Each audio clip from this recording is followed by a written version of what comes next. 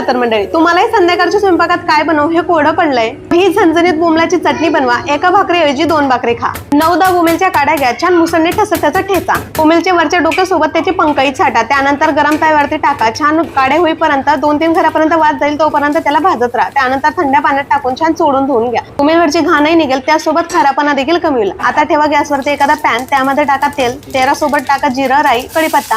आता टाका अरवरे ठेचलेले लसूण, त्यासोबत 1 चमचा आल्याची पेस्ट, छान परतवून घ्या। त्यानंतर घाला बारीक चिरलेला कांदा, त्यालाही छान लाल होईपर्यंत परतवून घ्या। भाजून घेतलेले बोंबीलचे बारीक तुकडे करून त्यात टाका, त्यालाही 2 ते 3 मिनिटांपर्यंत छान परतवून घ्या। भाजून घेतलेले बोंबील बाजूला करा, त्यात घाला बारीक चिरलेले टोमॅटो, वरून चवीपुरता मीठ आणि छान टोमॅटो मऊ होईपर्यंत भाजत राहा। आता मसाले टाकून घेऊ। 1.5 चमचा गरम मसाला, 1 चमचा धना पावडर, अर्धी चमची हळद, आवडीनुसार लाल तिखट घालून छान मिक्स करून घ्यायचंय। 2 ते 3 मिनिटांपर्यंत छान परतून त्यात घालायचं आता अर्धा कप एवढं गरम पाणी, थोडंसं कोकम टाकून छान परतवून घ्यायचंय। आता झाकण झाकून 3 ते 4 मिनिटांपर्यंत चटणी छान शिजवून घ्यायची। तयार झाली तिखट झणझणीत अशी बोंबीलची चटणी। हिरवागार कोथिंबीर घाला आणि सर्व्ह करा।